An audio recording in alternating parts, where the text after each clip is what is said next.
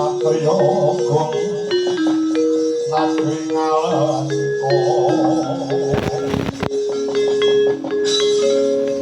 sing kumpul kano namane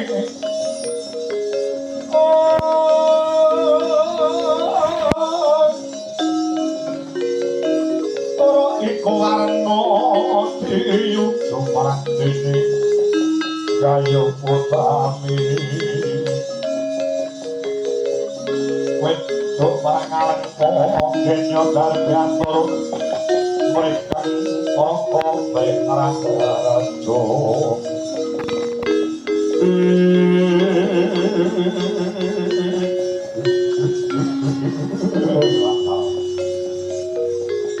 Tete Dewan Kala Rudra Mas Patik Paraja Dewani iki sing diarani suduk gunting tatu loro aju ya tatu mundur ya aju monggo nggonku mriko daya ngrikayasa supaya lereng peperangan ingin mapan ning negara Ngalengka merga uga karena ngerti wong perang sing dadi korban ora mung para prajurit Senopatining ngaloga klebu para kawula cilik sing ora ngerti ketang kimpuling lakon uga melu korban ning nyatane Puspara tanpa guna nggonku dadi duta pendamai supaya damai ing antaraning Kakang Dasamuka lawan Rama Wijaya dina samangka aku kepeksa kudu dadi senopati manjing ana madyaning Palagan Rama Wijaya ora gedhe pringgake becik Kakang Dasamuka wis njaluk ngapura lan gelem baleni Sinta ning nyatane malah kowe sing nyumet perkara Jawa salahake yen tak ana madyaning Palagan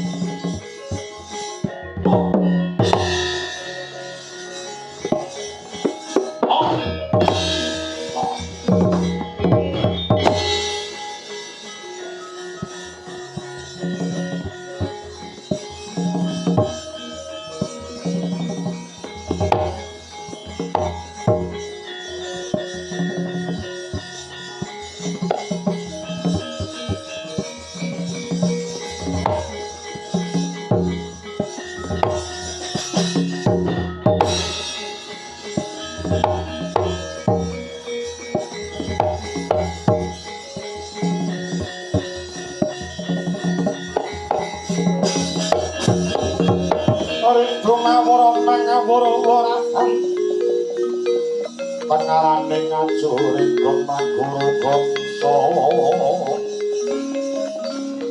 tempat kaya bukula papanjiting pengkasti yang dojo kakakiter arkata ingkang wojo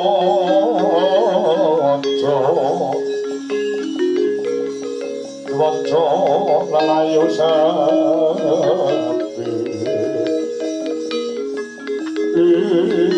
ana kethek ulesir aku Kapiswida kowe sapa Kinalungan Melati Rinunci Senopati saka negara Ngalengka Diraja Kumbakarna satriya pangrebul gongsa Di Rama Wijaya sing dina samangka nyumet geni nganggo srana kobaring peperangan ning negara Ngalengka Diraja rasah nyinggal marang tugas niku sembada lamun wis berkah dadane ilang nyawane Kapiswida tak untal malah moksa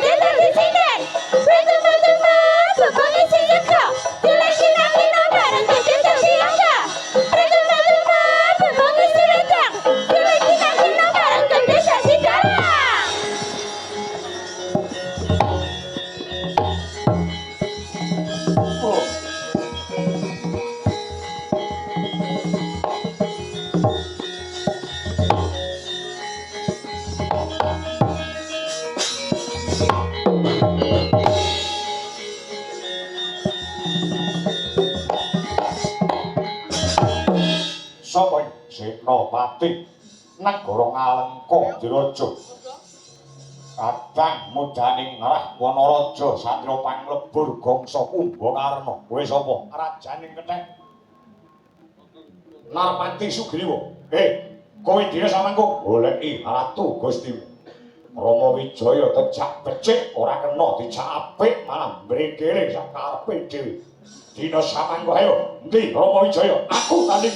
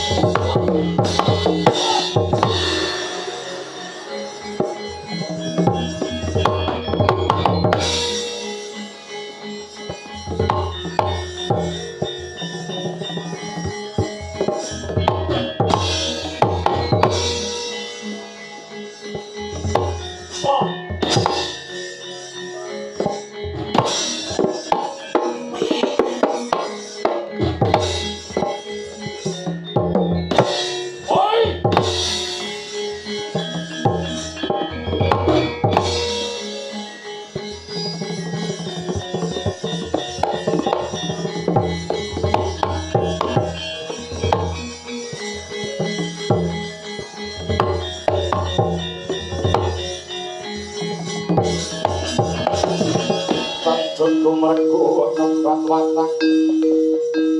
Kalaboso mungsuh sangkep jojo kantaran Kantaran bau sayap di molino Parangtek lampus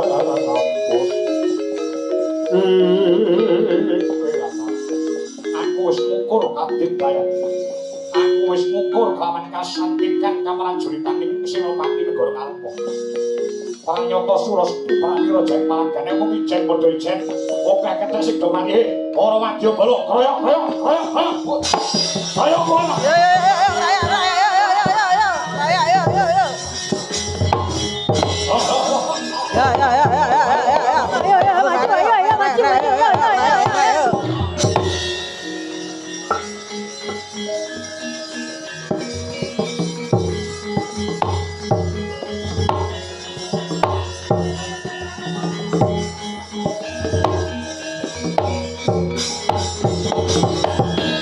Sawendang kadrajang Ingkang Hono Wadya Sangkem Kaprabon Kakabro Narakoto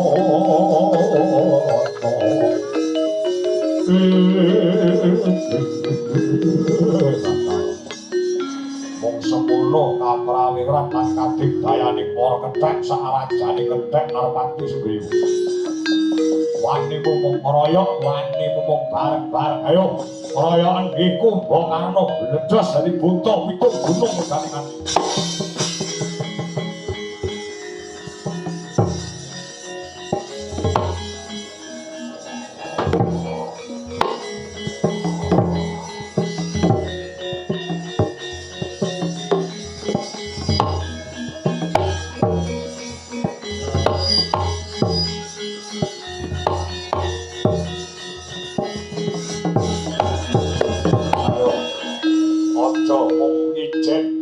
Sing maju ning Palanggan wong 100 bareng ambrus wong 1000 bareng maju ora-ora niku mbok karno mundur tanding lawan Balawanara Rama Wijaya sawangen kadigdayanku Rama Wijaya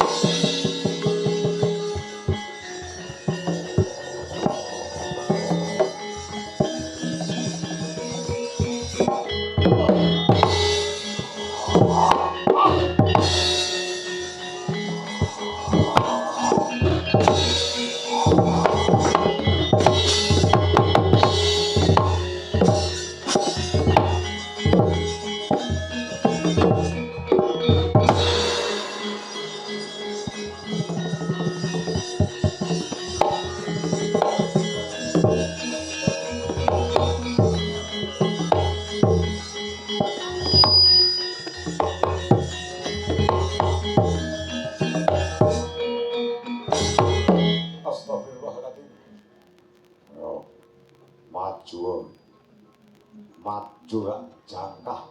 tak selentik meletik tekan muneng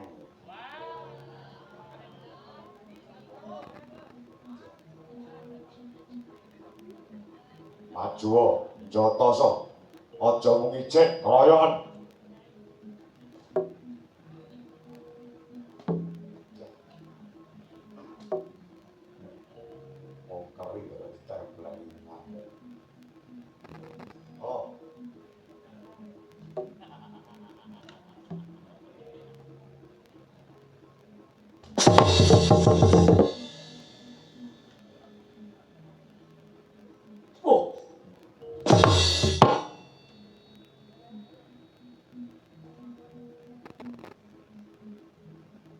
tunggali hon maju ning ana kethek ndase jago kapi jamu jago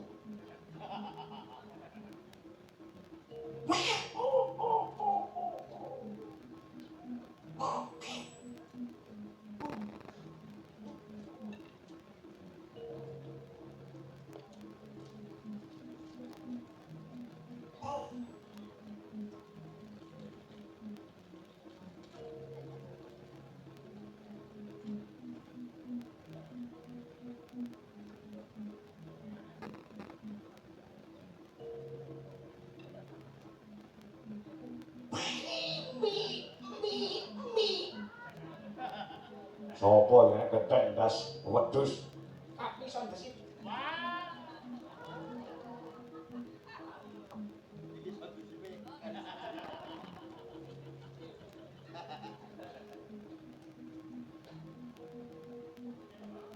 oh sopo anak kethek iki gedhi bekasane ndase celek tapi jamilan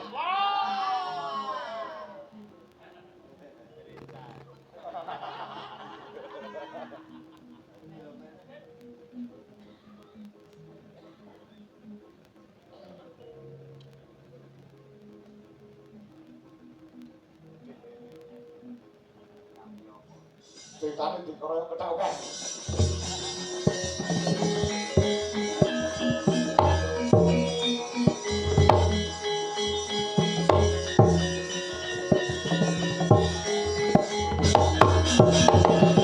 kita royok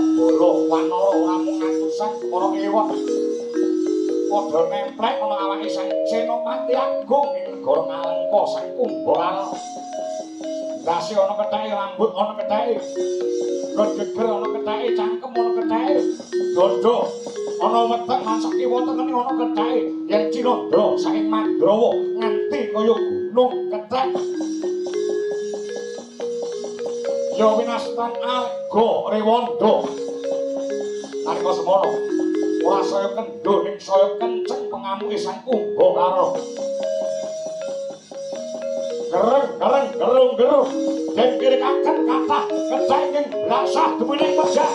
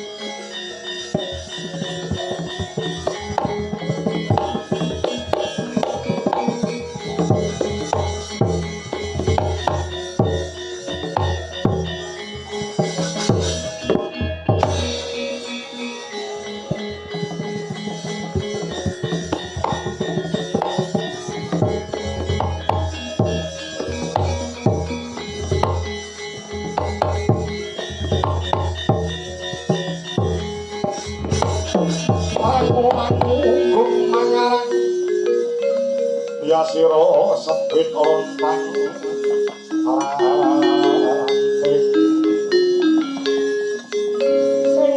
priya tematu nglamung nangge Sri Rama Badra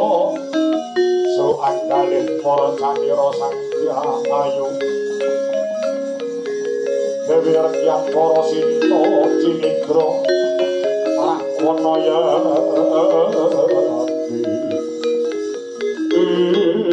kakang Normati Sugriwa wonten dawuh dleweh keringetmu pranggosan napasmu lambang getih ana wigatya kakang Normati aduh sibu ngaturaken pitiwasa kalenggan samangke wonten Senopati ingkang ingkang minangka dados kegiatanipun dasa muka ing negari Ngalengka. Pernah kadang muda tegese adinipun Ratu Ngalengka pun Kumbhakarna ing anggenipun sak gunung anakan. Para wadyabala sampun tumandang damel parandene boten mangga mulya tanding lawan kegiatanipun sak Kumbhakarna satria panglebur bangsa. Kepara kathah para rewanda ing dumugi pejah atur unika mendelok barisan para rewanda. Aduh.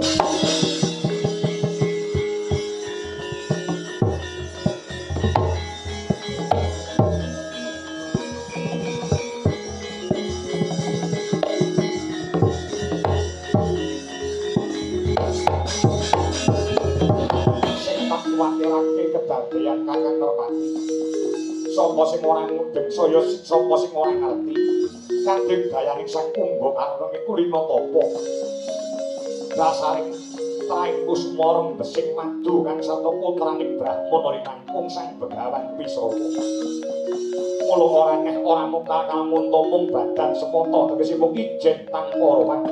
Senopati Ngalengka Kumbhakarna isa mundurake barisaning para Mandara napa kinten kula sampun dumugi semanten peperangan ing wekasanipun aja kuwatir dina samangke aku kang budidaya sirnaning sang Senopati Ngalengka lawan kuwi bisa nok mrene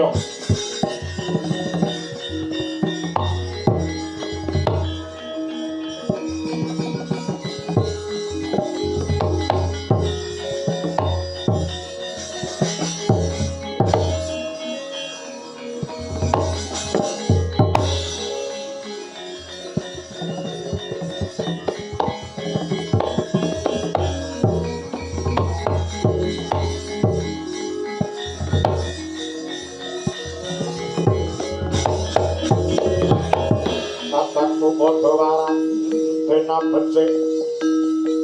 bisa hamat kemodaris kang prayitna ayo sarong wong bawanati Gunawan Wibisana mawon wonten panjenengan dawuh sinuwun sesembahan kula Sri Rama Wijaya Udama Restani kepungkur jeneng Siradi tundung lunga dening Sang Lakmana Raja ya kakangmu Dasamuka lakar ngantos ngaten nalika ditundung saking negara Alengka apa sing dadi prasetyamulan apa sing kok goleki kula ngupati jumaning paduka sinuwun Prabu Rama Wijaya wis nalika semono ketemu pinanggya kelawan panjenengan ingsun apa sing dadi kekarepaning Gunawan Wibisana menawi kula badhe suwita wonten ngaso paduka sinuwun Prabu Sri Rama Wijaya menawi pasuwitan kula tinampa dening paduka sinuwun Sri Rama Wijaya titi sing Sang Hyang Wisnu pejah gesang kula aturaken wonten ngaso paduka ing sinuwun mangkono nalika semana tak tampa pasuwitan Kyai Gunawan tegese paduka ing menang murba kang sata masisa dhumateng kula pun Gunawan Wibisana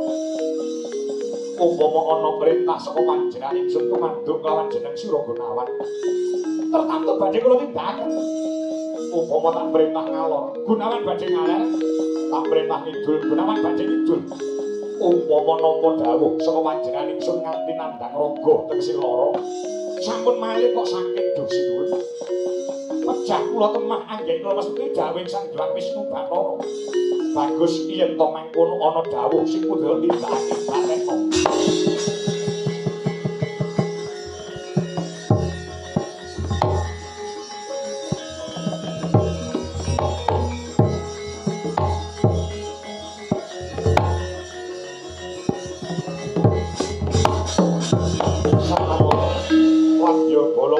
padha mundur padha akeh sing tuwekeng sirna akeh sing padha dadi kebanten peperangan merga keterjang dening Senopati Ngalengka ya kuwi kakangmu Kumbakarna ing dina samangka kekalungan ri melati rinonce ahne jeneng sira bakal mestuti dawuh panjenengan ingsun dina samangka patine kakangmu Kumbakarna tak pasrahne Gunawan Wibisana aduh mati oh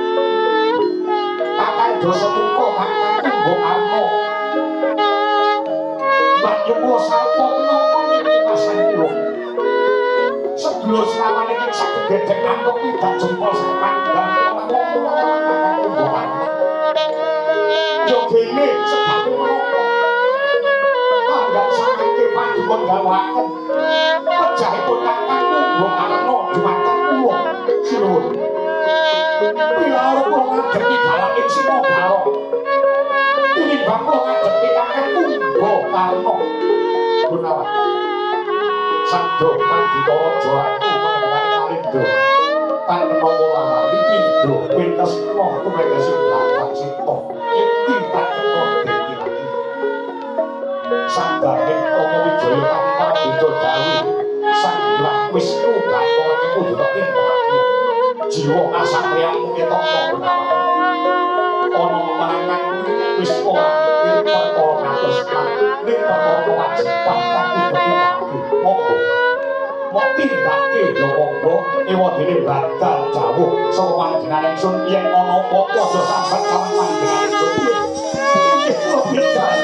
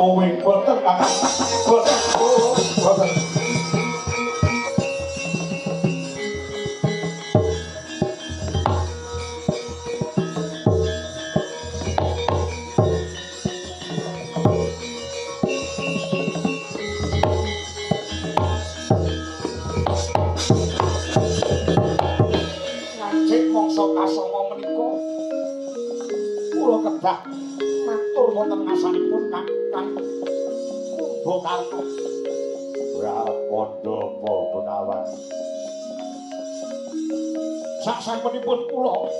pinundhuk dening Kakang Dasamuka kula purhita wonten ngasanipun Sri Rama Wijaya ngantos kalenggan samangke Kakang anggen kula ngrepeki jumanten paduka Kakang Kumbakarna wonten manjane Mahabharatan minangka dados laku duta lan kula sampun pinasrahan kinalungan melatiri ronce minangka dados senapati saking sikipun Prabu Rama Wijaya pinten merpeki senopati nalika ing kasarira dening paduka Kakang Kumbakarna. Mila saking menika Kakang Mas sampun ngantos muciring yuda paduka kedah tanjing lawan pun Gunawan. Kowe iki ngomong apa?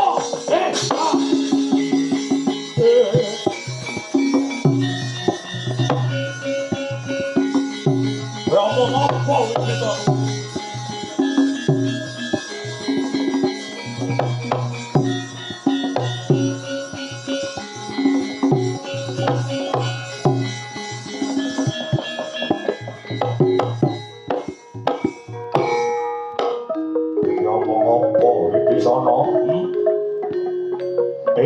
preman tanganku yang nganti keborean getihmu bisa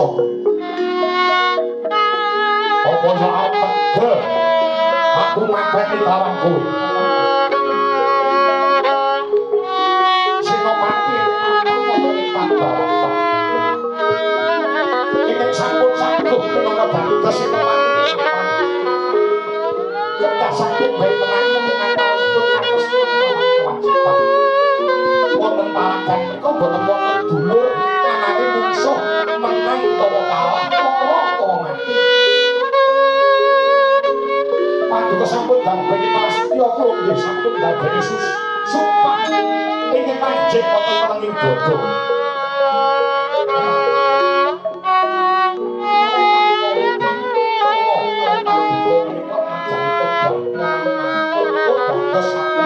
Satyaning bangsa ingkang kedah boten saged lincah janji. Kula sampun saged paduka nggih sampun sanggup. Iya menika. Bawa. Sampira kamu setya kasebat. Wewe cilik wanati kegulat babakan kamajuritan babakan kasebat.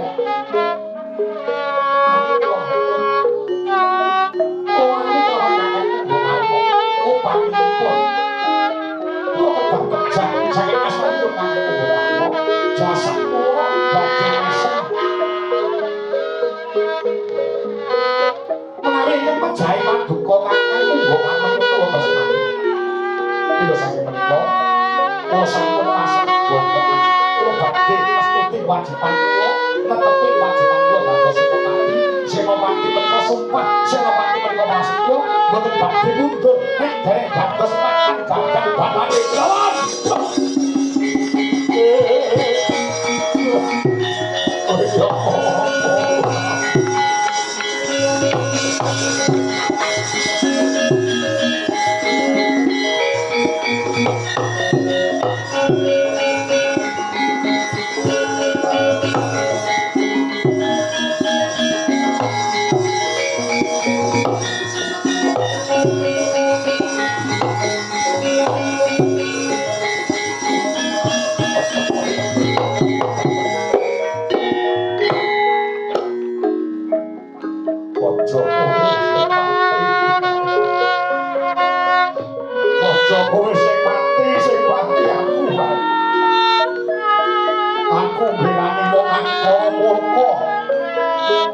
Bilani wong sakah jakak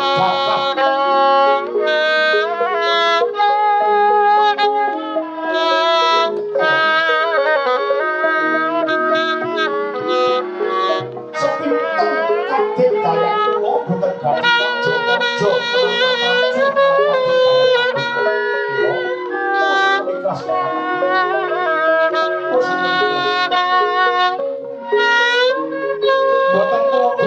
boten kula gandoli nyawa kula kepala kula malah dingake manah lega nami pejah kula dipun sedulur kula sepuh kula berteni pengliyen ngantos sakit pila saking menika kula sampun sumadyo ora tanganku ora bakal yen aku madani kowe aku bakal gelo sajeke urip bakal gelo ati sakake timbang aku nyoba lakon sing kaya ngono kowe tak bocori pengapesan kakang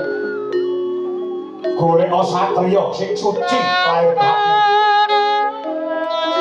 satriya sing sajeke urip ora apa-apa utawa wadah ya kuwi sing bisa mateni aku. Lawan. Aku wae sing mati.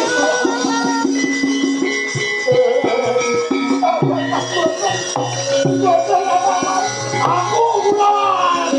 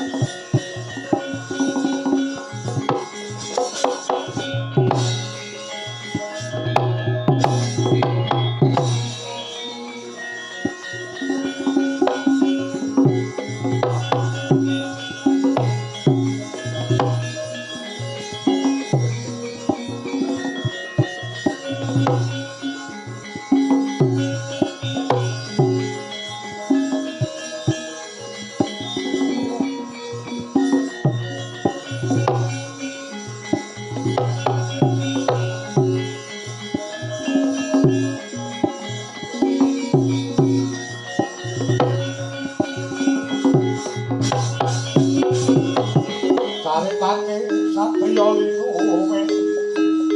kang mati mring kautaman tan megat mring pangesti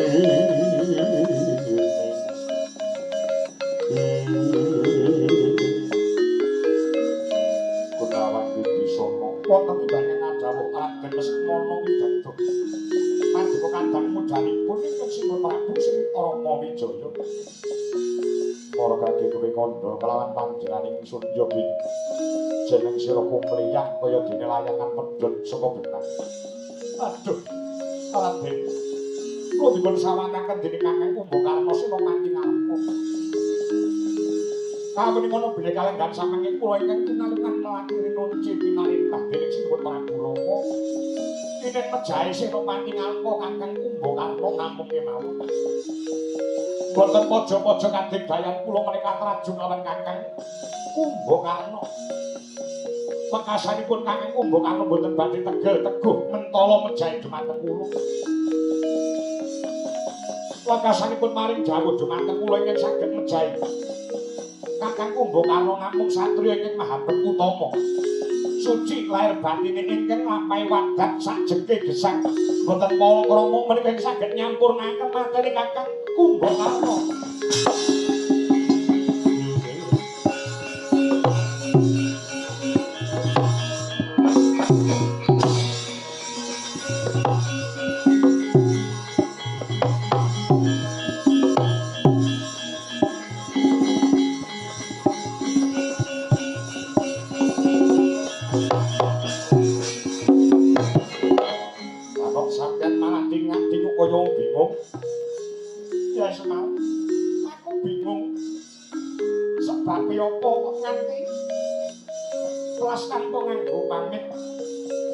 Raden Lesmana Widanto tumuju ana ing pambaratan tumuju ing Palagan.